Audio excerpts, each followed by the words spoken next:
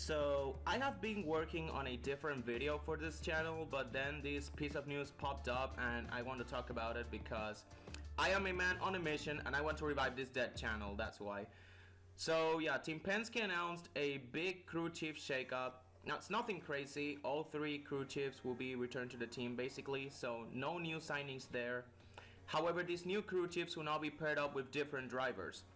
Joey Logano will have Paul Wolfe as his crew chief, who was Brad Keselowski's crew chief last season.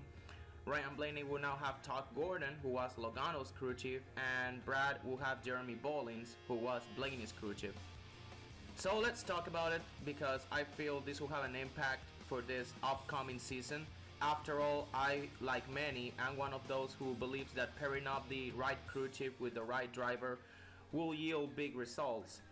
With the biggest and most recent example being, of course, Martin Truex Jr. and Cole Pearn.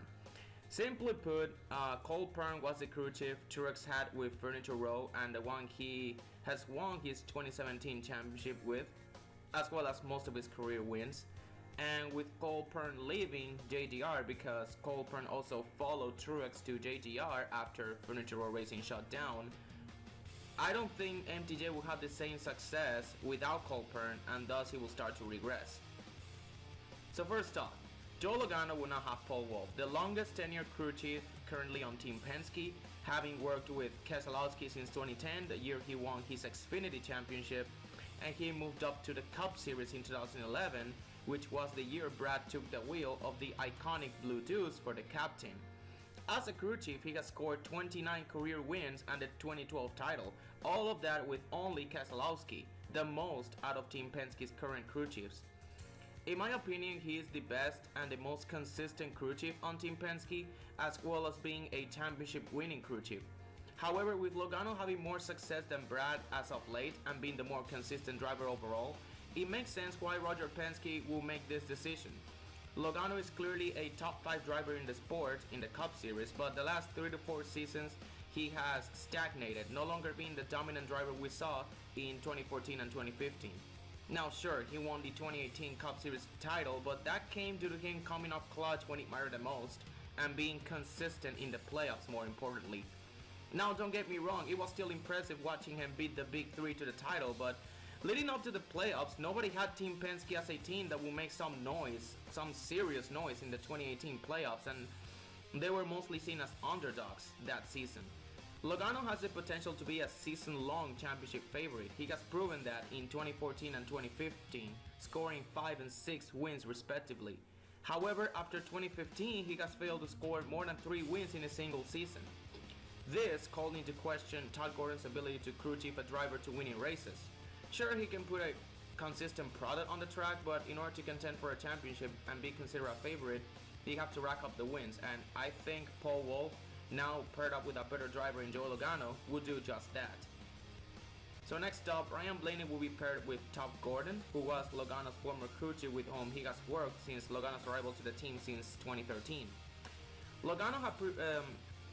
Todd Gordon had previously worked on the 22 team in 2012, which was his first year in the Cup Series with AJ Allmendinger and Sam Hornish Jr.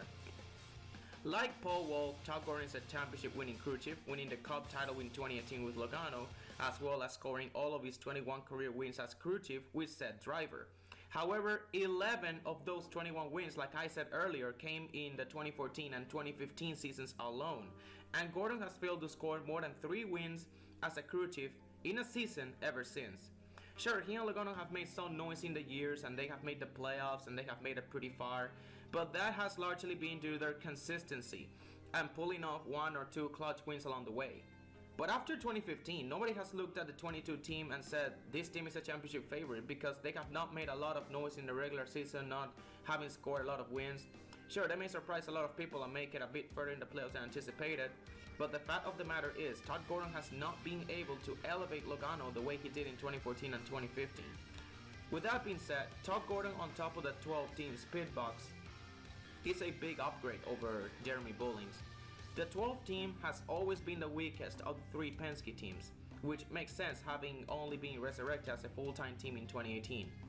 But still, compared to the 2 and the 22, the 12 team has been largely inconsistent, having races where they look like a winning team, but the next week they look like barely a 25th place team. And sure, they made the round of 8 this last season, but that came at the heels of a clutch Talladega win that, had that Talladega win not happened, Blaney would have most likely been eliminated in the round of 12. So I think Todd Gordon will help bring the consistency that the 12th team is sorely missing, and will elevate Ryan Blaney to new heights. Championship, not likely, but multiple round of 8 appearances down the line is a certain possibility for the 12th team now that they have Todd Gordon. And finally, Brad Keselowski will be paired up with Jeremy Bullins, Blaney's former crew chief. Bullins had previously worked with the 22 team in the Xfinity Series from 2012 to 2014, scoring 21 wins and 2 Owners' Championships in 2013 and 2014, with 14 of those 21 wins coming with Keselowski.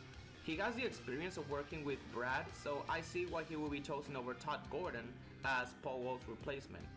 Despite this, Bullins doesn't have much experience as a Cup Series crew chief, having only worked with Ryan Blaney since 2014 when he was running part-time. He even followed him to Wood Brothers when he began running full-time in 2016, and later Team Penske in 2018 when they expanded to 3 cars. Also, 2 wins in 4 full-time seasons is not a good indicator that he will be a great crew chief for Keselowski, who has been an inconsistent driver in 3 of his last 4 seasons. The most notable exception being 2017 when he reached the championship 4.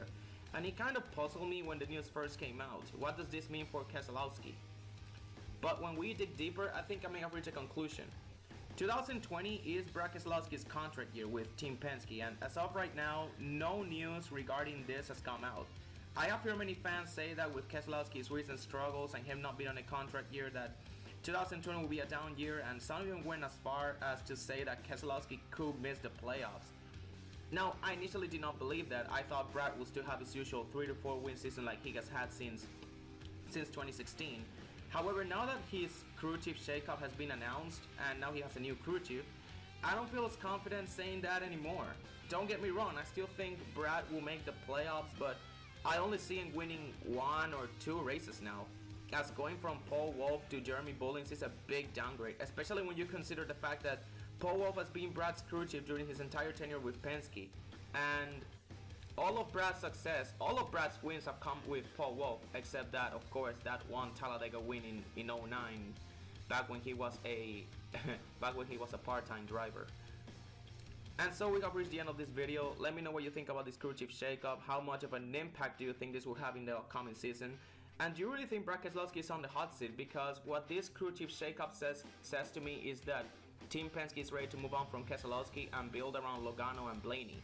And if Keselowski gets released, who do you think will replace him? My guess will be Austin Cindric, because of course he is the president's son, and he has tested the car in 2019 at Atlanta when Keselowski was on paternity leave.